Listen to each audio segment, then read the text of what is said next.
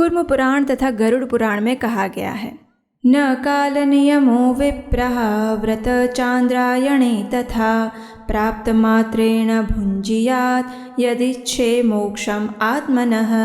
अर्थात यदि व्यक्ति मोक्ष प्राप्त करना चाहता है तो उसे जगन्नाथ जी के महाप्रसाद को प्राप्त होते ही खा लेना चाहिए। उसे समय का विचार नहीं करना चाहिए तथा चांद्रायण व्रत का भी विचार नहीं करना चाहिए। तो क्या इसका अर्थ ये हुआ कि एकादशी के दिन भी अगर भगवान का महाप्रसाद मिले तो उसे खा लेना चाहिए? लेकिन एकादशी में तो अन्न खाने से मना किया जाता है। आखिर क्या है ये रहस्य? तो इसका उत्तर हमें देते हैं श्री चैतन्य महाप्रभु स्वयं। तो चलिए इस मधुर कथा के माध्यम से इस रहस्य को उजागर करते हैं।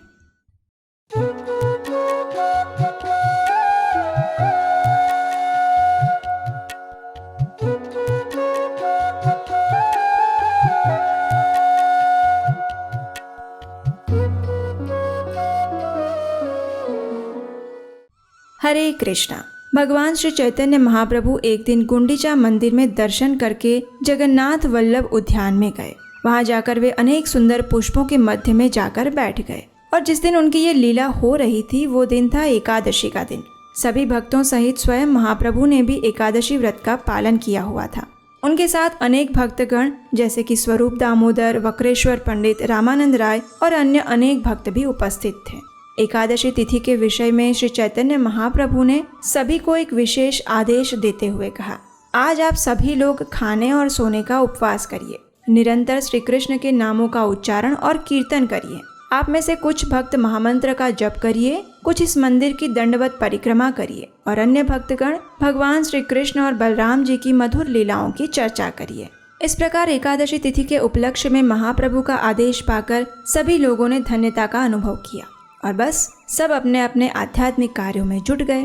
अब ऐसे में अचानक क्या हुआ कि कहीं से श्री गोपीनाथ आचार्य और सार्वभौम भट्टाचार्य गुंडीचा मंदिर से सीधे जगन्नाथ वल्लभ उद्यान में उस स्थान पर आ गए। लेकिन वे अकेले नहीं थे। जी हाँ, उनके साथ आज महाप्रसाद का खजाना था। ऐसा लग रहा था मानो वे दोनों महाप्रसाद से ही लदे हुए थे और अब महाप्रभु की एक मनोहर लीला होने वाली थी।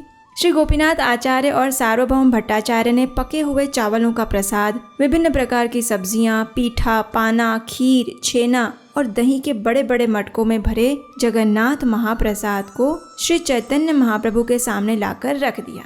सबको लग रहा था कि अब ये तो महाप्रसाद है, तो महाप्रभु इसका स्वीकार अवश्य करेंगे और वो भी इसी क्षण करेंगे।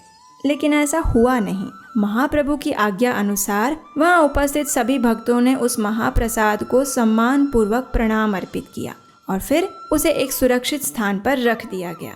उस दिन सभी भक्तों ने बिना किसी भौतिक इच्छा के संपूर्ण दिन और रात्रि में भगवान के नामों का भक्तिभाव पूर्वक कीर्तन और जप किया। अगले दिन द्वादशी पर सभी भक्तों ने प्रातःकाल स्नान किया और फिर वहां से लौटने पर जमीन पर बैठकर सभी भक्तों ने महाप्रभु के साथ मिलकर उस जगन्नाथ महाप्रसाद का स्वीकार किया और एकादशी व्रत का पारण किया। लेकिन उस समय कुछ भक्तों के मन में संशय था, इसलिए उन्होंने हाथ जोड़कर अत्यंत विनम्रता पूर्वक श्री चैतन्य महाप्रभु से पूछा, हे महाप्रभु, हमें ज्ञात है कि श्री हरिवासर यानी एकादशी को सर्वाधिक महत्वपूर्ण व्रत माना जाता है। इस दिन पूर्ण उपवास और रात्रि जागरण करके इसका पालन करना चाहिए। लेकिन हमने ये भी सुना है कि पुरुषोत्तम क्षेत्र में भगवान जगन्नाथ के महाप्रसाद का सदैव सम्मान करना चाहिए और जैसे ही मिले उसी समय उसे ग्रहण करना चाहिए। तो अब ऐसे में एकादशी के दिन इस महाप्रसाद का सम्मान कैसे किया जाए और कैसे इस महाप्रसाद के अपराध से बचा जाए? कृपया आप हमारे संशय को दूर करें प्रभु, आपके वचन वेद वाक्य है।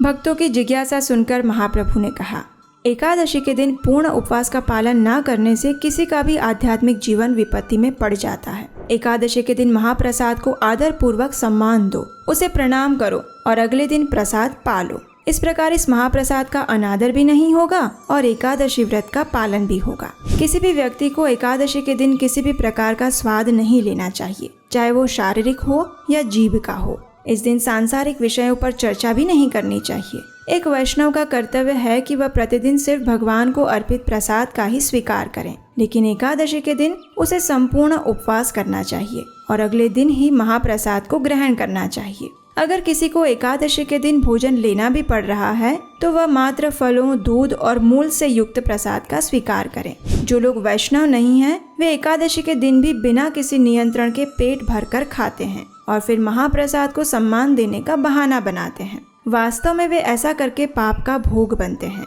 ऐसे अभक्तों के संग से दूर रहो और एकादशी व्रत का उचित रीति से पालन करने के लिए निरंतर पवित्र नामों का जप और कीर्तन करते रहो।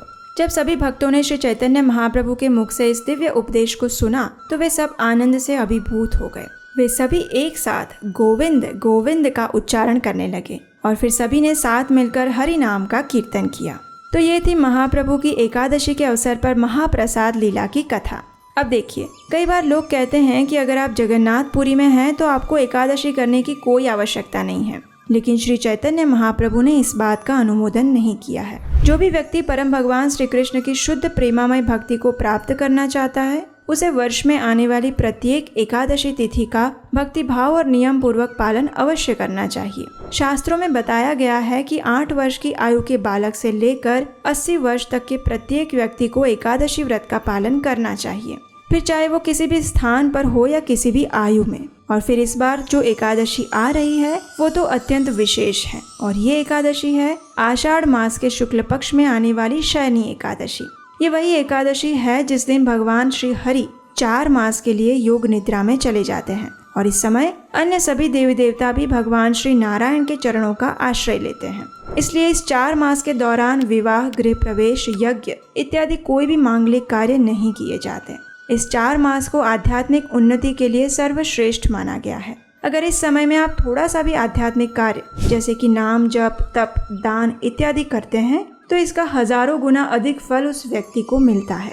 और फिर चातुर्मास में भी जब एकादशी आती है तो बस ये समझ लीजिए कि आपकी भक्ति के लिए ये बम्पर सेल के समान है।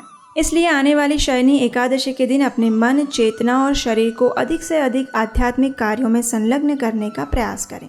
इस एकादशी का पालन कैसे करना चाहिए, इसके विषय में हमने शयनी एकादशी की संपूर्ण व्रत विधि का एक वीडियो बनाया है। अगर आपने अभी तक उसे नहीं देखा तो नीचे डिस्क्रिप्शन बॉक्स में उसका लिंक आपको मिल जाएगा। अगर आप हमारे चैनल पर पहली बार आए हैं या आपने अभी तक इसे सब्सक्राइब नहीं किया तो नीचे सब्सक्राइब बटन पर क्लिक जरूर कर लीजिए, क्योंकि ये वही चैनल है जहां आपको सिर्फ शास्त्रों से प्रमाणित कथाएं ही मिलेंगी। अगर आपको हमारे चैनल के वीडियो पसंद आते हैं और अगर आप भी वैदिक संस्कृति के प्रचार को सपोर्ट करना चाहते हैं तो स्क्रीन पर दिए गए नंबर पर आप अपना आर्थिक योगदान हमें भेजकर इस सनातन धर्म के प्रचार का पुण्य फल प्राप्त कर सकते हैं। और जाने से पहले नीचे कमेंट बॉक्स में हमें लिखकर बताइए कि इस शयनी एकादशी के दिन आप हरे कृष्ण महामंत्र की कितनी माला करने वाले हैं।